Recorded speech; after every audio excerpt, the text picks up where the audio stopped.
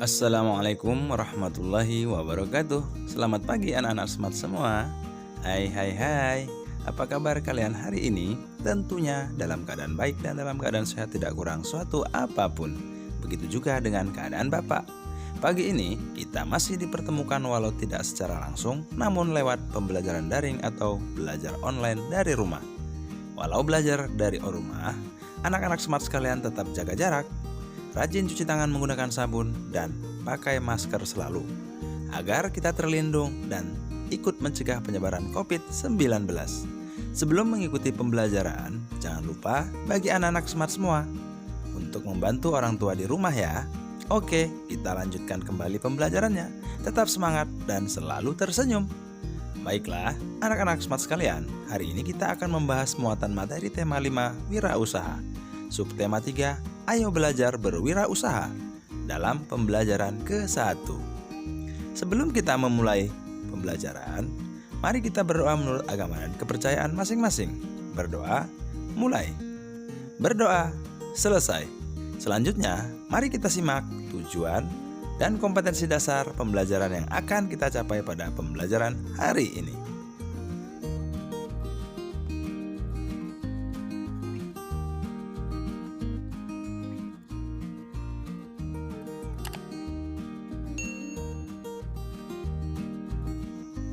Nah, itulah tujuan pembelajaran yang akan kita capai pada kesempatan kali ini. Anak-anak smart sekalian, tahukah kalian bahwa banyak pelaku usaha menghasilkan berbagai produk bernilai jual tinggi dari benda-benda yang tidak terpakai? Ternyata, bunga kering tidak sekedar menumpuk menjadi sampah. Ibu Made, seorang pelaku wirausaha, memanfaatkan bunga kering menjadi aneka produk pewangi. Kreativitas yang membuahkan hasil. Rangkaian bunga kering buatan Ibu Made Yuliani memenuhi etalase di rumahnya. Indah dipandang dengan aroma semerbak memenuhi ruangan. Ibu Made Yuliani adalah seorang tokoh wirausaha Bali yang memulai usahanya dengan mengumpulkan bunga-bunga kering yang berjatuhan di sekitar tempat tinggalnya di Pulau Dewata. Berawal dari rangkaian bunga kering, usahanya kini berkembang pesat dan menghasilkan aneka produk pewangi, sabun alami, pelembab tubuh, serta pewangi ruangan diramu dan dibuatnya dari beragam jenis buah dan tanaman. Kreativitas sangat penting dalam usaha ini, ujar Bu Made. Bunga-bunga kering yang awalnya tampak tidak menarik dirangkai kembali menjadi karya seni yang memiliki nilai jual. Lanjut Bu Made lagi. Pelanggan produk yang dihasilkan oleh Ibu Made Yuliani tidak hanya berasal dari dalam negeri, namun banyak yang berasal dari mancanegara. Nah, anak-anak smart sekalian, dari bacaan teks tersebut dapat ditarik beberapa kesimpulan, yaitu jenis usaha yang dilakukan Ibu Made Yuliani adalah pengrajin rangkaian bunga kering. Kemudian, bahan yang digunakan Bu Made untuk menjalankan usahanya berupa bunga kering. Manfaat usaha tersebut bagi masyarakat dan lingkungan, yaitu dapat meningkatkan ekonomi masyarakat sekitar dan membuat lingkungan menjadi bersih dari sampah bunga kering. Lalu, yang dapat kita pelajari dari cara Bu Made berwirausaha adalah kreativitas dalam menambah nilai jual sesuatu yang terlihat tidak berguna, ternyata dapat membawa Bu Made mencapai kesuksesan. Nah, selanjutnya tugas bagi anak-anak smart yaitu menjawab pertanyaan-pertanyaan berikut ini.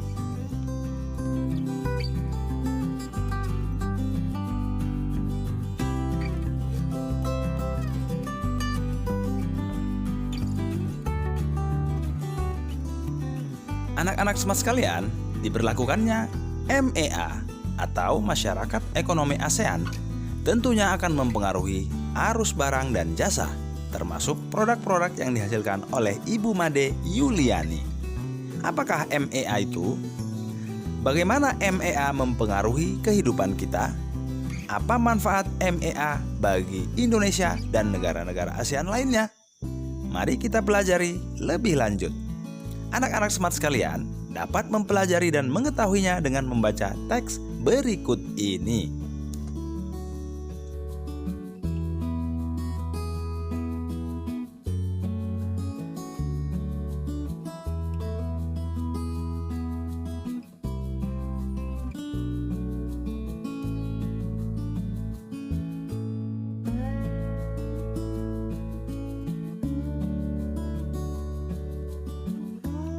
Nah, anak-anak smart sekalian, dari teks yang kalian baca dan pelajari tadi, dapat kita simpulkan antara lain, kita menjadi tahu tentang MEA, yaitu Masyarakat Ekonomi ASEAN, merupakan perdagangan bebas yang memungkinkan suatu negara menjual barang dan jasa dengan mudah ke negara-negara lain di kawasan ASEAN.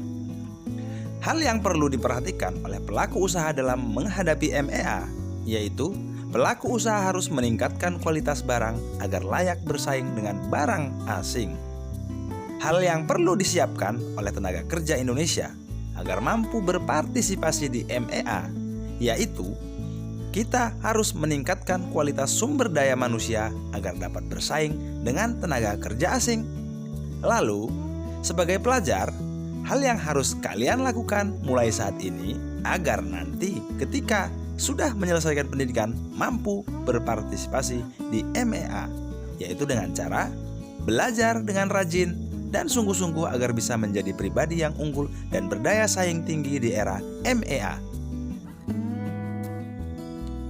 Manfaat MEA bagi Indonesia dan negara-negara ASEAN lainnya adalah seluruh negara dapat menjual barang dan jasa dengan mudah, menciptakan jutaan lapangan kerja baru, dan meningkatkan kesejahteraan 600 juta orang yang hidup di Asia Tenggara.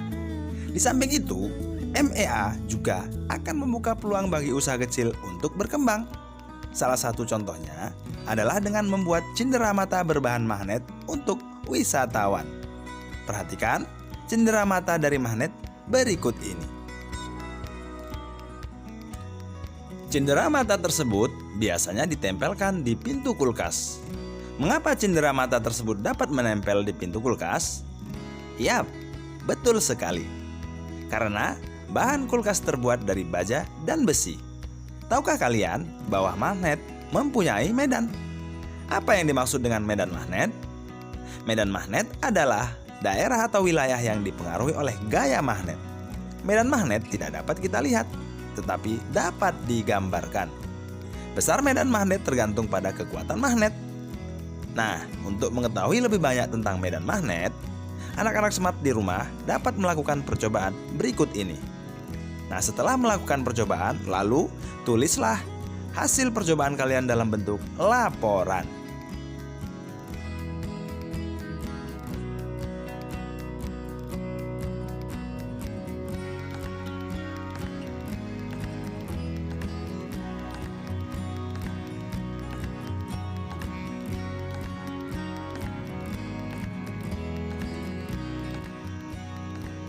Perdagangan di pasar bebas MEA akan meningkatkan arus barang dan jasa.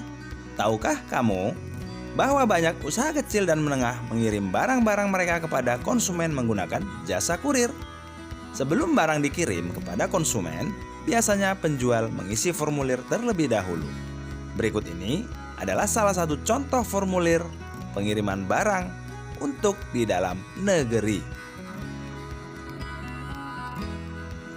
Informasi penting yang tercantum dalam pengiriman barang antara lain adalah data penerima dan pengirim barang yang meliputi nama, alamat, kode pos, dan nomor telepon, termasuk tanggal pengiriman serta tanda tangan pengirim dan petugas.